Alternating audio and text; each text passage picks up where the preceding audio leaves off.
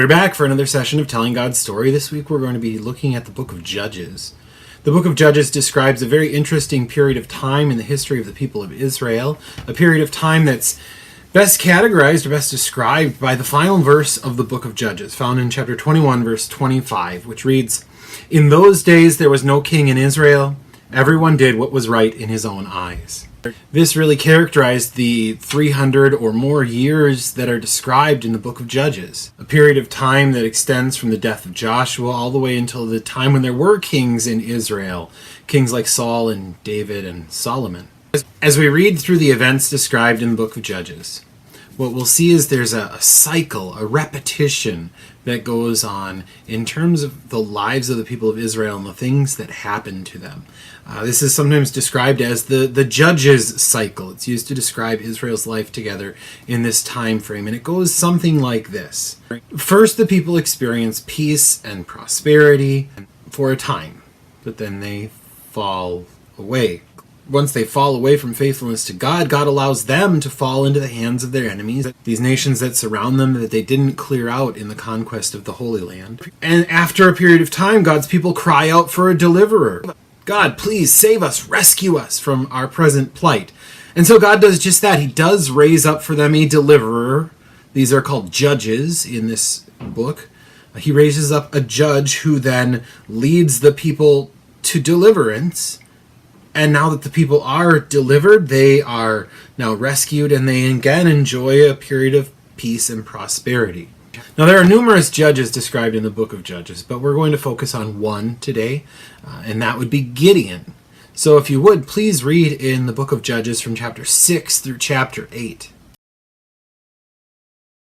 So what do we find when we look at Gideon? Well, after a time of peace and prosperity that lasts 40 years, God's people again do what is evil in his sight. We read about this right at the start of chapter 6. And so they fall away. They fall away from faithfulness, and they fall into the hands of the people of Midian. The Midianites come, and they're kind of bullying Israel. They take all of their food, everything that Israel can grow. The Midianites end up taking and stealing and taking away. And so finally Israel calls out to God, prays that God would send them a deliverer. So now God does just that. He raises up a deliverer.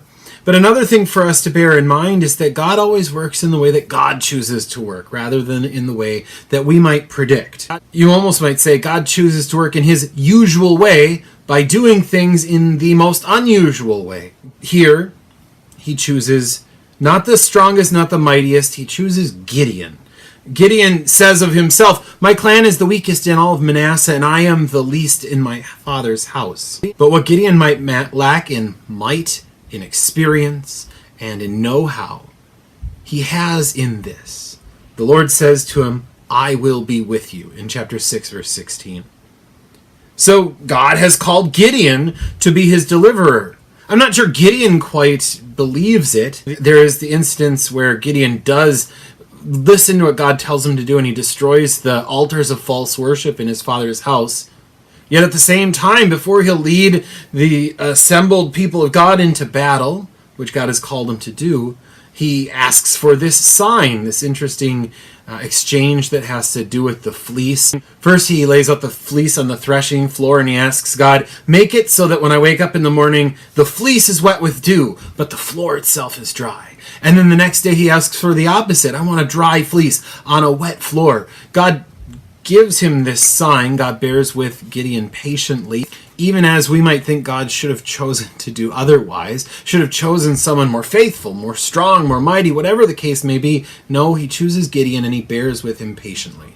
So now Gideon will go. He'll lead these people into battle. There's 32,000 of them assembled to go and fight against Midian, a much bigger force, but not so that it's inconceivable that 32,000 might stand a chance against them. But again, God does things in his own way. God doesn't want these 32,000 people of Israel to think that it's a battle that they've won with their own force. And so everyone who is afraid is instructed to go home. And just like that, 32,000 becomes 10,000. Now it's a much more daunting task, a much bigger obstacle to overcome.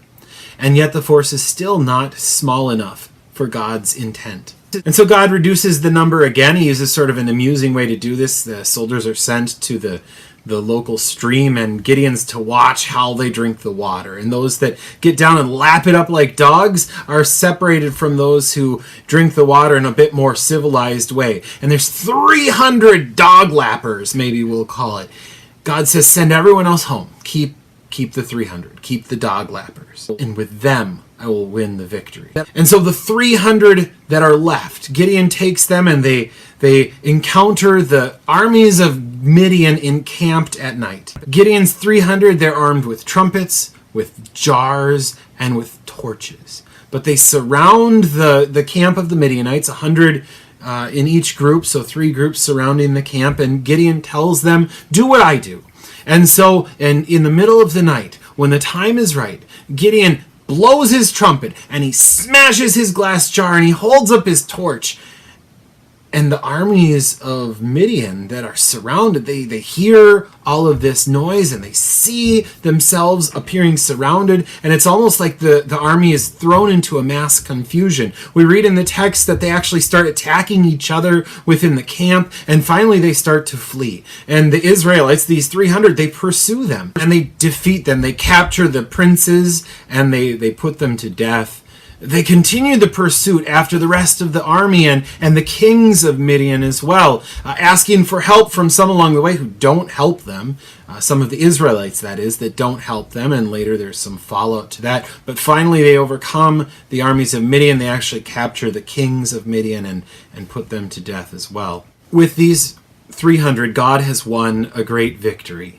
And yet the people attribute the victory to Gideon. They say, Gideon, we want for you to rule over us. To Gideon's credit, he says, no, the Lord will rule over you. And yet, from the spoils, he has everyone contribute an earring. They gather all this gold, they melt it down, they form it's called an ephod.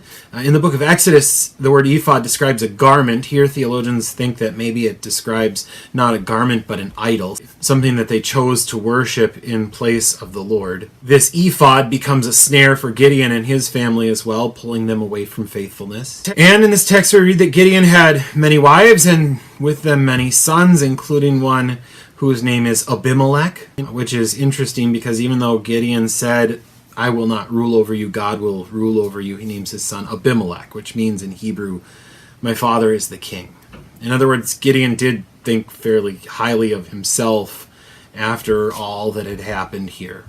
But in Gideon's lifetime, there was peace in the land. It just says that there's peace for 40 years that lasts until Gideon dies, and then the people, they fall away entirely back into doing what is evil in the sight of the Lord. This is the judge's cycle at work, and it's very similar to the cycle that we see throughout the scriptures in terms of people falling into sin and needing God to deliver them. Well, that's it for this week. Come back again next time as we get into learning about the kings of Israel.